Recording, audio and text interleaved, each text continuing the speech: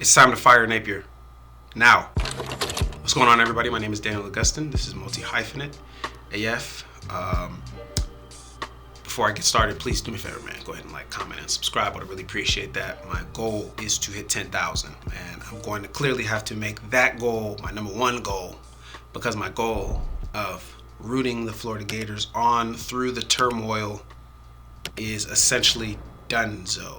And it hurts. Started off with this game, and it was, quite frankly, a masterpiece the way it started off. The Florida Gators came out so strong. This is the Florida Gators that needed to come out versus USF. Come out right away, impose your will, and they didn't do that.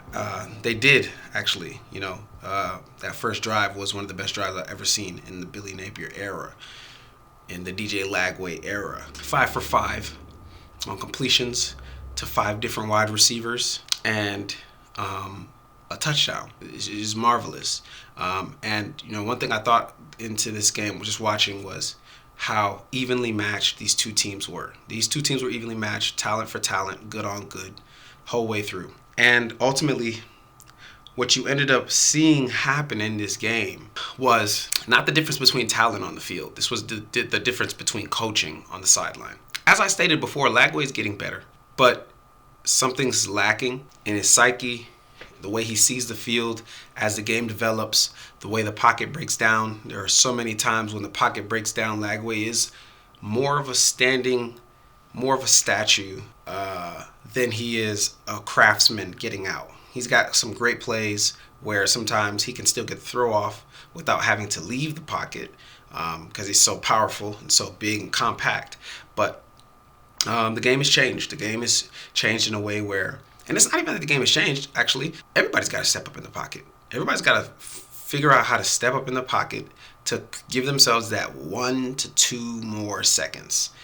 The pocket is formed. You got to be able to work your way in the pocket while working your way down the field. And too many times, Cassius Howell, the edge player for Texas A&M, who will more than likely be a top draft pick, he's finding a way to wreck the entire game plan. This should have never been a matter of him versus the tight end, of him versus the left tackle, and then us just dealing with his skill level. The coaching would have changed that. The coaching would have made sure that there was a tight end over there the entire time that doesn't get to go out on pass plays anymore. Not really. Every now and again, sure, but it is an absolute necessity to get hands on him and block him.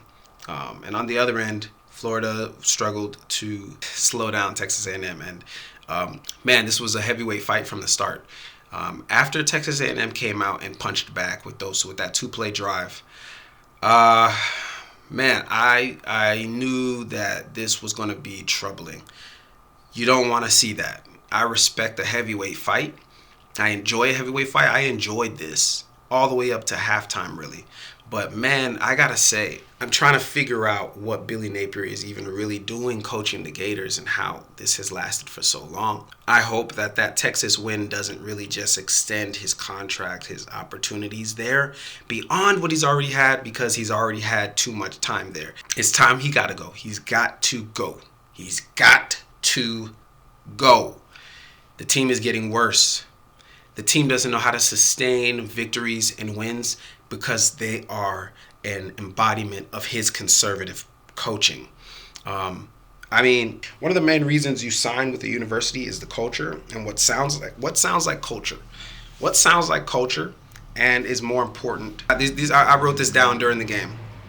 What sounds like culture and is a more important reason you come to college if you intend to play professionally. Coaching. The coaching at Florida is very average. Look at the schedule during the Napier tenure, and you will see how average the coaching is exactly. Napier gets the players, but he's beyond his main skill set.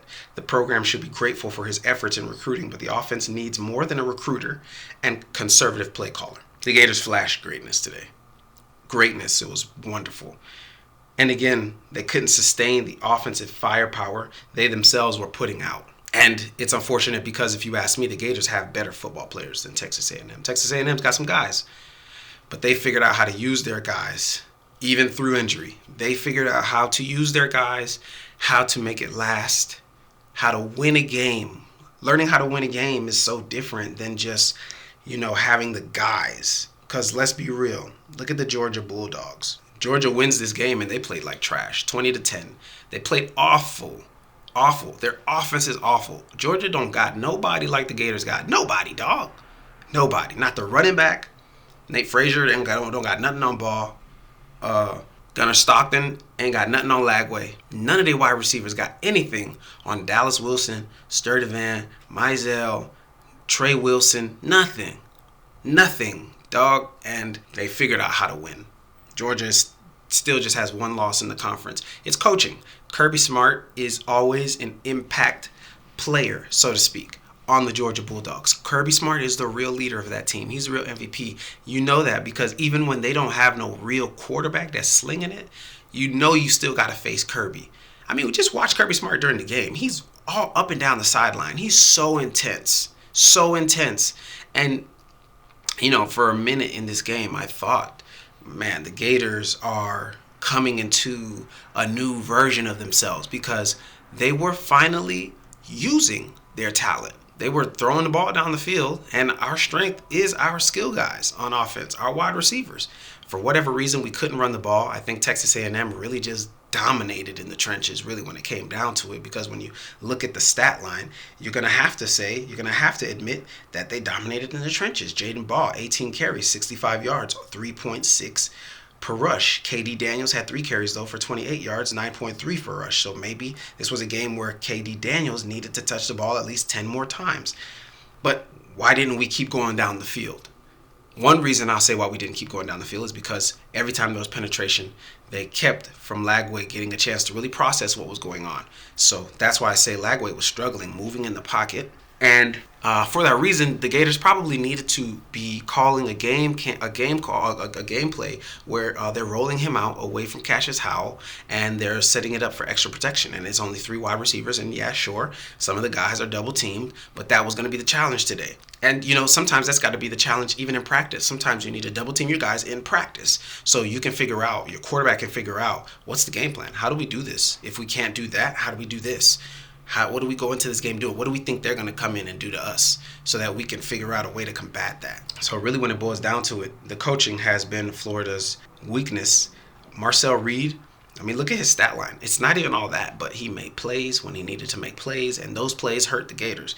16 of 26, 234 yards, 1 touchdown, 1 INT. If you're looking at the stats, you're going to say, oh yeah, the Gators won this game because Lagway is over here at 21 of 37 for 245 and 2 tuds. But no, we end up losing this game, and it's got to be on something. It's got to be for a reason. It's Billy Napier. I'm starting to think he's point shaving. I'm starting to think he's gambling on these games, and that's why he's not that passionate about winning the game until people are calling for his job. And then when he's got a little bit of leg room, then all of a sudden he's back to his shit. This is shit.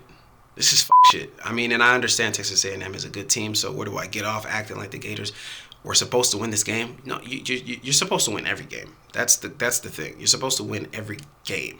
That's the goal. It's not just to beat Texas and then get some breathing room and then things can go back to their normal average self. You're supposed to win every fucking game. And when you got a guy like Dallas Wilson out there who can catch touchdowns and just use body control to really win his matchups, you got to figure out how to go out there and play the fucking game in a way that gives your team a chance to win. Honestly, in this game, the Gators probably should have been running the ball, I'll say once every 2 drives, if you ask me, so that you catch Texas A&M off guard. But their weakness was clearly in their secondary, and we really should have been attacking them. If you ask me, dead ass serious, Lagway probably throws the ball 60 fucking times in this game. Dead serious, because that was the one way we had to threaten them, that they couldn't fucking stop us, and we didn't keep going back to it. Dog, I'm dead serious, dog. Napier gotta fucking go. He gotta go. I've been rooting this team on, but truth be told, the Gators are the biggest fucking frauds in the SEC. The Gators ain't nothing but an upper echelon version of Auburn. The Gators ain't nothing but an upper echelon version of average. The Gators ain't nothing but a team that you're trying to figure out if they're above average. But this is not a great fucking football team. The roster is insane. I wouldn't be surprised if some of those guys leave just because they're sick of being average. But I'm telling you right now, man, if Napier is there, this team will be the same. He ain't got it. He ain't got it. All I got to say is look at Kirby Smart and then look at Napier, and you will see. Look at the Georgia Bulldogs roster and then look at the Gators. You can't tell me the Gators aren't the better team, but you can't ever, you never see that. You never see that because Napier doesn't really know how to win each individual game. He doesn't know how to win each individual decision. We got good matchups outside. Why didn't we keep doing it? What happened? That's gonna have to be the game plan. Why didn't we stick to it? I couldn't stomach that loss. That was a disgusting loss. It was a bad loss. That loss was a bad loss. It was a bad loss. Nice to see the guys competed in the first half. We had essentially 3 points after the first half. 3 points. The Gators ain't nothing. Like I said, the Gators ain't nothing but a high-powered and top-shelf version of Mississippi State with Billy Napier in charge. You saw the way Texas A&M beat Mississippi State? They beat us the same way. And we have guys. Real 5-star guys from high school. Real 5 stars, and you can see it on the field. They're not making these plays on accident. We just can't figure out how to sustain that fire. We can't figure out. I remember when I was younger, I used to have homeboys who used to say stuff like, man, I was hitting it all night, bro. I was hitting it for at least an hour.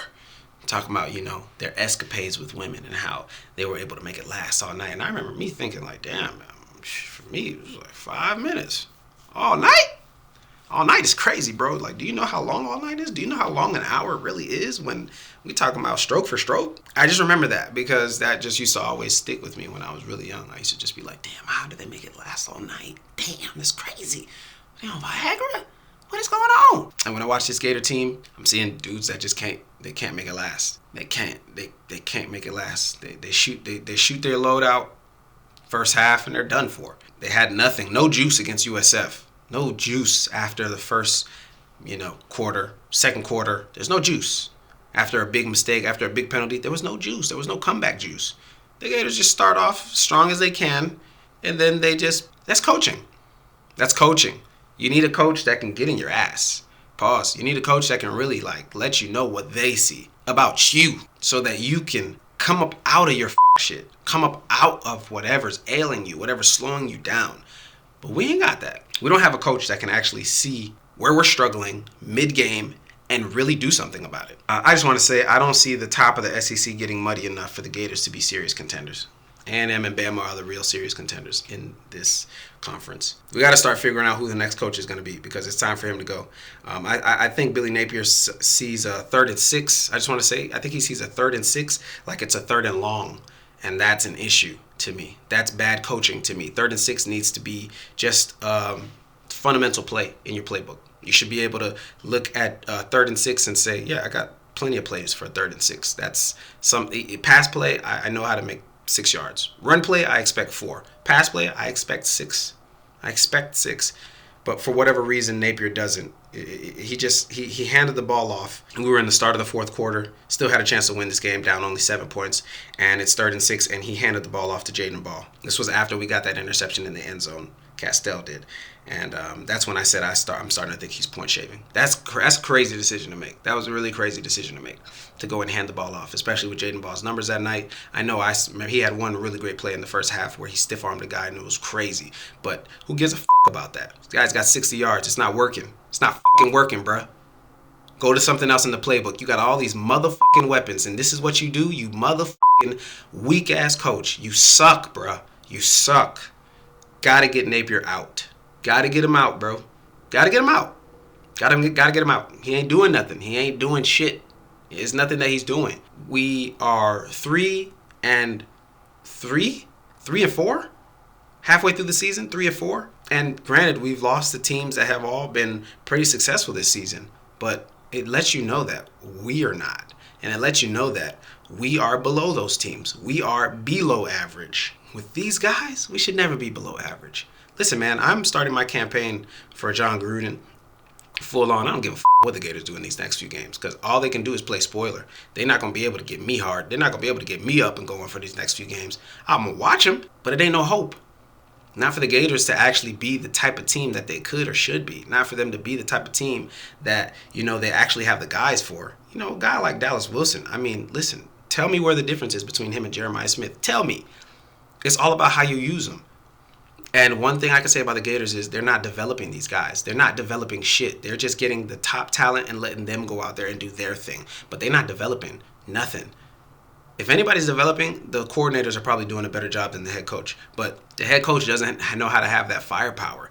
Like Dan Campbell, how he goes on it on fourth down, that aggressive nature. And then you look at the Lions, and they're the most high-powered team, hard to stop them. They're using 4 downs to get the first down because it's that important for them to sustain their drives. Two backs that can just really fuck you up, and they get it popping. They do what they got to do. Listen, I'm so sick of this team right now because of that coach. I love this team. I love this team. All right, let me just make it clear. I love this team. But man, bruh. John Gruden, if you're watching this, bro, please hit me in the DM, bro. Can we talk, bro? Please, I want to talk to you before you hear anybody out, before Auburn calls, before LSU calls, before all these schools that expect themselves to be great but are struggling calls. Please hit my line, bro. We need you, dog. I see it. I don't see no other coach going in there and really making this work. Not with that kind of talent. You got to have the kind of coach who's got that kind of talent but has seen it on the next level, but is also hella personable enough to communicate with guys, but he also knows when to cut that shit the fuck off. That's John Gruden for me. He's got to be able to get these guys in line. I don't care how talented you are. We need you to get in line. We need you to do the things that need to be done so that we can win. And sometimes that's not just me being super personable with you. Sometimes that's me letting you know, hey, this one's on you. You got to find a way to get out the fucking pocket because Cassius Howell is coming. I'm going to get you extra help, but you got to get out the motherfucking pocket. Last but not least, there's one weak link in our defense, number 18. I watched him get beat last week. I watched him get beat this week. They always beat him. He's always the guy to find. Number 18. I think his last name is Thornton. The weakest link in our secondary. Every time we're getting beat back there, just about every time, I see him in the picture. I always see him in the frame, and it's hard to watch. Listen, this team right here has got the guys. They got the guys. They got the guys. It's not about the guys. It's about what's going in between these guys' ears, and that message comes from the head coach. Billy Napier is the worst coach in college football. He doesn't deserve to be in the Florida Gator mantle. He doesn't deserve to be the head coach of the Florida Gators, and he should be fired to motherfucking night.